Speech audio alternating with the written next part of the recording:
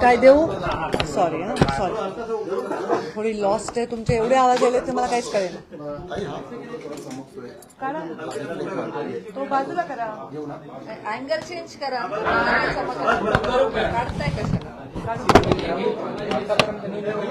अरे पण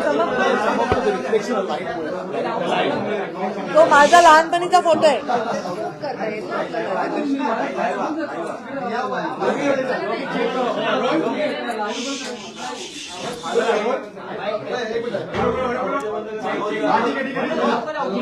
अक्षर तुम्ही बोललात तर ऑर्डर. तुम्ही प्रश्न विचारायचा आहे कारण तुम्ही माझ्याकडे आलेत बाईट घ्यायला. प्रेस कॉन्फरन्स नाहीये. एक मिनिट. तुम्ही सर्वजण मला भेटायला आले. मी जेव्हा आले तेव्हा कोणीच नव्हतं. आता एकदम एवढे सगळे दिसत आहेत. तुम्ही माझा बाईट घ्यायला आलेत. प्रेस कॉन्फरन्स नसल्यामुळे मी स्वतःहून काही प्रस्तावना करण्याचं कारण नाही.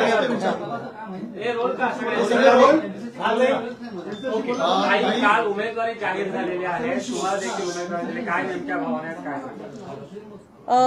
आता काल उमेदवारी जाहीर झाली आहे. एखाद्या एवढ्या मोठ्या राष्ट्रीय पक्षाची उमेदवारी मिळणं हे, आणि ते पण महाराष्ट्राच्या पहिल्या यादीमध्ये माझी उमेदवारी जाहीर झाली, हे माझ्यासाठी नक्कीच सन्मानजनक अशी गोष्ट आहे.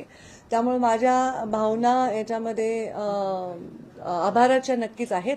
त्याचबरोबर थोडीशी संमिश्र भावना याच्यासाठी आहे कारण 10 वर्ष प्रीतम मुंडे खासदार होत्या आणि त्या खासदार असताना मी राज्याचं राजकारण करत असताना आता एकदम केंद्राच्या राजकारणामध्ये, तसं तर माझा आता प्रभारी आणि या रोलमध्ये थोडासा अनुभव झालेला आहे, तर एक थोडं नवीन झोनमध्ये जाण्याच्या संदर्भामध्ये थोडीशी मनामध्ये काय म्हणतात त्याला हुरूर नक्की वाटते किंवा धाकधूक नक्की वाटते. पण नवीन अनुभव आहे आणि नवीन अनुभवासाठी आम्ही नेहमीच तयार असतो. पण सातत्याने विधान परिषद निवडणूक असेल, राज्यसभेची निवडणूक असेल, तुमचं नाव चर्चेत असायचं, मात्र तिकीट कधी दिलं गेलं नाही. त्यावेळी मात्र थेट यादी आली आणि तुमचं नाव थेट आलेलं आहे. अपेक्षा होती तुमचे नाव या यादीमध्ये असू शकते किंवा लोकसभेला तुम्हाला संधी दिली जाईल? अपेक्षा होती कारण बरेच दिवस झाले अशाच चर्चा होत्या. अपेक्षा मला नव्हती, पण असं नाव येण्याच्या संदर्भामध्ये खूप मोठा धक्का लागला असं नाही, कारण अशा चर्चा बरेच दिवस झाले चालल्या होत्याच.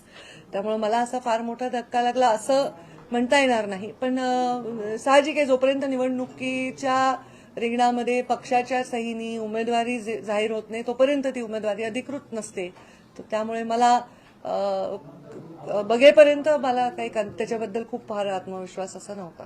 ताई, मात्र ज्या वेळेस 5 वर्ष खरं तर तुम्ही ज्यावेळेस निवडणूक हारल्यानंतर अनेक वेळेस टीका देखील करण्यात आली होती. त्यानंतर आता प्रीतमताईंचं तिकीट कट करून तुम्हाला खरं तर उमेदवारी दिलेली, त्यामुळे प्रीतमताईंना पुन्हा कुठल्या संधीसाठी काही बोलणं झालंय काही असं विचारलं?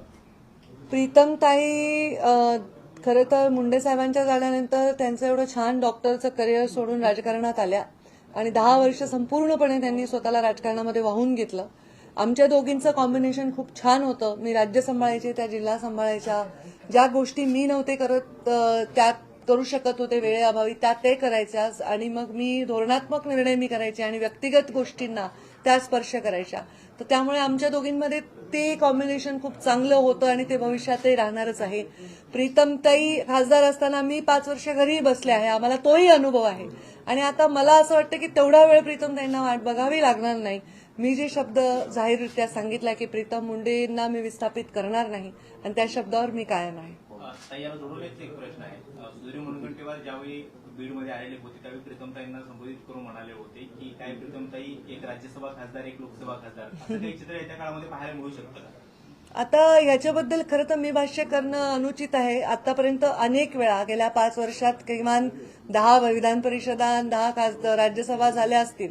त्या अनेक वेळा माझं नाव चर्चेमध्ये आलं होतं, पण तेव्हाही मी हेच म्हटलं की माझ्या हातात नाहीये, माझा निर्णय नाही. त्यामुळे त्याच्याबद्दल आत्ता भाष्य करणं अनुचित राहील. मात्र ताई, तुम्ही जेव्हापासून वारंवार लोकसभेत विधान केलं होतं की माझा राजकीय वनवास सुरू आहे, तर आता जी उमेदवारी मिळालेली आहे तर तुमचा राजकीय वनवास संपला असं म्हणायचं का? हे पण राजकारण हा एक फार मोठा खडतर प्रवास आहे, तर तो कायम असतो.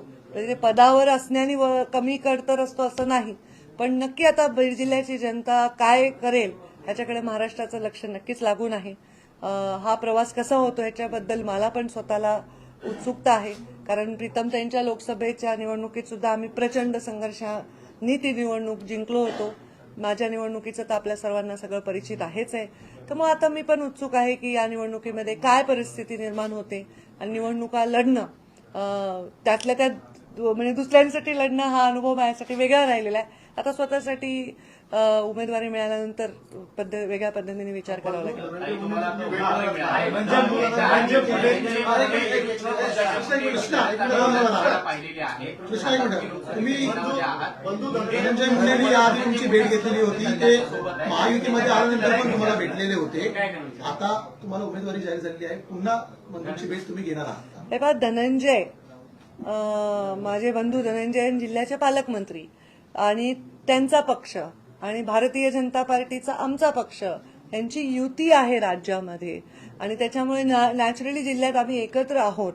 त्यांच्या आमच्या युतीनंतर माझ्या मतदारसंघावर जे प्रश्नचिन्ह निर्माण झालं त्याच्यानंतर आता परत मला लोकसभा मिळाली, तर मला असं वाटतं की त्यांच्या येण्याने जेवढ्या मतांनी प्रीतमताई निवडून आल्या होत्या त्यापेक्षा अधिक मतांनी निवडून येण्यासाठी त्यांचं नक्कीच योगदान तुम्हाला उमेदवारी मिळेल. मिळाल्यानंतर धनंजय मुंडेंचा काही फोन, काही संवाद, काही बोलणं झालं? भरपूर ते संवाद, सुद्धा- आमचे संवाद आता खूप झाले जास्त. उमेदवारी मिळाल्यानंतर काही फोन आला का? किंवा तुमच्या उमेदवारीचे आम्ही रोज काही बोल- प्रयत्न केले होते का? आम्ही रोज बोलतो. हे पहा, ते भाजपच्या श्रेष्ठींची उमेदवारी आहे, त्यामुळे असं काही प्रश्नच चुकीचा आहे तुमचा. ताई, मात्र ज्या पण मन की बात काही झाली का? ते मन की बात तुम्हाला कशी सांगणार? ताई, मात्र ज्या पद्धतीने तुम्ही मध्यंतरी काळामध्ये जो ब्रेक घेतला होता आणि त्या ब्रेक नंतर तुम्ही सांगितलं होतं की मला फ्रेश व्हायचं आहे, त्यासाठी हा मी ब्रेक घेते आणि त्यानंतर पुन्हा राजकीय सक्रिय होईल. मात्र हेच ती चिन्ह होती का? कारण की अनेक वेळेस नावं येत होती, मात्र आता देखील पहिल्यापासून तुमचं नाव चर्चेत होतं, मात्र आता पण भीती होती का नाव येतंय की नाही करून? नाही, भीती नव्हती. दोघींपैकी एक नाव येणं अपेक्षितच होतं. ताई, नेहमी राज्यसभा निवडणूक असेल, विधान परिषद निवडणूक असेल, तुमच्या नावाची माध्यमांमध्ये चर्चा होते आणि त्यानंतर उमेदवारी नाही मिळाल्यावर तुम्हाला धक्का असं देखील म्हटलं जात होतं. मात्र अचानक तुम्हाला गेल्या अनेक वर्षांपासून तुम्ही राष्ट्रीय राजकारणात होता. देवेंद्रजींनी देखील म्हटलं होतं की पंकजाताई आमच्या राष्ट्रीय नेते आहेत, त्यांचे राष्ट्रीय नेते योग्य तो मान सन्मान देतील. तुम्हाला या उमेदवारीमुळे तुम्हाला वाटते का पक्षाने तुमचा योग्य तो मान सन्मान राखला गेला? मला असं वाटतं पक्षाने माझ्यावर जबाबदारी दिली आहे आणि जबाबदारीला सन्मान समजण्याच्या संस्कारात मी वाढलेली आहे, तर या जबाबदारीचा मी सन्मान म्हणून स्वीकार करतो. एक जाणकारांच्या बाबतीत राज्याच्या प्रश्न राजकारणातला होता. तुमचा एक वेगळा आणि मोठा अनुभव राहिलेला आहे राज्याच्या राजकारणातला. आता तुम्हाला केंद्रात जावं लागणार आहे, तर लोकसभा निवडणुकीनंतर जो काही निकाल असतो त्यानंतर नाही, थँक्यू. पण राज्यातलं राजकारण सोडून केंद्रात जाण्याची आताची भावना कशी आहे? म्हणजे काय वाटतं या सगळ्यात? आता खूप प्रीमॅच्युअर आहे. काय वाटतं म्हणजे हुरहुर वाटते. नवीन नोकरीच्या इंटरव्ह्यूला जाताना जसं वाटतं, लग्नाच्या बोल्यावर चढताना जसं वाटतं, अगदी तसंच वाटतं. याआधी तुमची महादेव जानकरांनी भेट घेतलेली होती आणि आम्ही एका नाही, आमची खूप महिन्यात भेट झाली नाही. त्यांनी तुमच्याबद्दल उल्लेख केलेला होता सातत्याने जानकरांनी, मात्र त्यांनी वेगळी वाट धरलेली आहे. महाविकास आघाडीमध्ये ते ठाण्यामधून लढण्याची शक्यता वर्तवली नाही, आता जोपर्यंत तिथे ते असावे. जोपर्यंत कुठली गोष्ट अधिकृत होत नाही त्याच्यावर भाष्य करणं आयोजित त्यांनी उघडपणे महायुतीवरती टीका केलेली होती. महाविकास आघाडीकडूनही त्यांना आता उघड ऑफर देण्यात येत आहे या जागांसाठी. त्यांनी महायुतीसोबत राहावं की महाविकास आघाडीसोबत जावं, तुमची नेमकी काय प्रतिक्रिया आहे? ते मी त्यांना प्रत्यक्ष भेटीत सल्ला देईन. आता असं म्हणाला की जिल्ह्यामध्ये आणि राज्यामध्ये तुमची धनंजय मुंडेंच्या पक्षासोबत युती आहे आणि ते येण्याला तुमच्या मताधिक्यात नक्की वाढ होईल. मग याचा अशी अर्थ- अपेक्षा आहे, कारण जास्त ताकद वाढेल ना. कारण आम्ही जिल्ह्याची जेव्हा निवडणूक लढलो तेव्हाची परिस्थिती वेगळी आहे, विधानसभेत एकमेकांसमोर तेव्हा तिथली परिस्थिती वेगळी आहे. नक्कीच धनंजय मुंडेंच्या येण्यानंतर परळी विधानसभेमध्ये आम्हाला जास्तीचा त्रास होणार नाही. युतीचे उमेदवार म्हणून तुमचं काम करतील. विधानसभेत तुम्ही त्यांना तसं सहकार्य करा परळी विधानसभेसाठी. जसं आता ते माझं करतील तसंच मी त्यांचं करेन.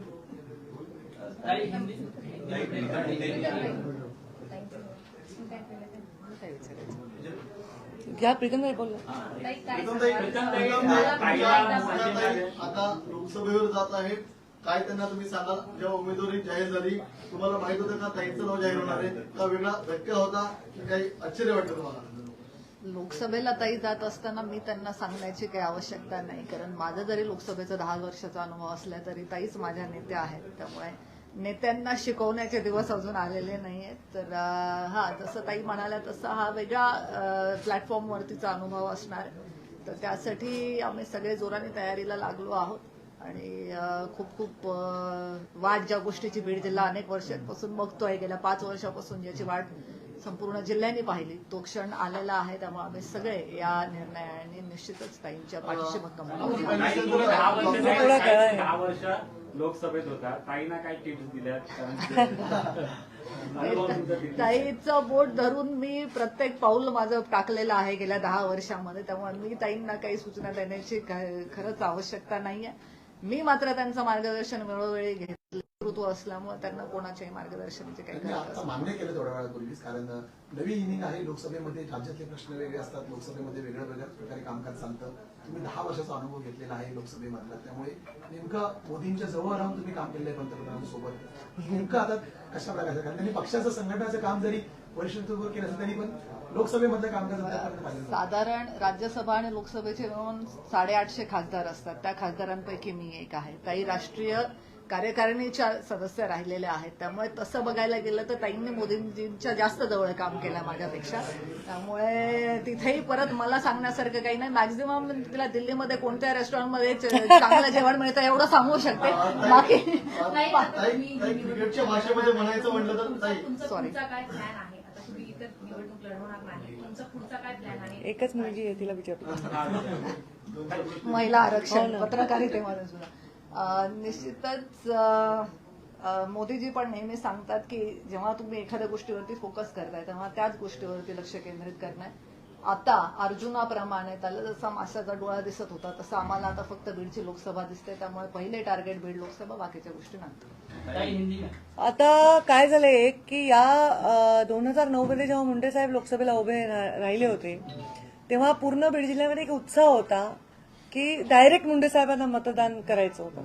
आता प्रीतमताई मागच्या वेळी उभ्या होत्या तेव्हा मी लोकांना आवाहन केलं की प्रीतमताई नाही मी उभी आहे किंवा माझ्या बहिणीला तुम्ही वोटीत घ्या वगैरे. आता लोकांमध्ये एक उत्साह आहे की आम्ही डायरेक्ट ताईंना म्हणजे मतदान करणार. हे एक आकर्षण आमच्या फॉलोअर्समध्ये नक्की आहे. आणि मला बाकीच्यांना काय वाटतं माहित नाही, पण मला नक्की मी म्हटलं की संमिश्र भावना आहे. कारण प्रीतमताई अत्यंत कष्टाने काम केलंय 10 वर्ष. पण माझ्यावर आता हे एक्स्ट्रा दायित्व राहणार आहे की त्यांचं काम, त्यांचा जास्तीत जास्त उपयोग पुढच्या काळामध्ये कसा राहील. बीजेपी ने 400 पार का नारा दिया और बीड से इस बार आप पर विश्वास जताया गया. देखिए, मुझ पर विश्वास जताया गया है या प्रीतम मुंडे पहले एमपी थी, उन पर विश्वास जताया था 2 बार. तो ये दोनों में कोई खास अंतर नहीं है. क्या सोचकर उन्होंने मुझ पर विश्वास जताया उस पर वो ज्यादा प्रकाश डाल सकते हैं. परंतु उन्होंने जो विश्वास जताया, मैं कभी भी, मेरा राजनीतिक प्रवास जो रहा है उसमें कोई पद से ज्यादा विश्वास को मैंने महत्व दिया है. और मुझके कोई विश्वास रखता है तो मैं उसको अपना सम्मान मानती हूँ और ये सम्मान मैं स्वीकारती हूँ और अभी अगली लड़ाई के लिए तैयार होती हूँ.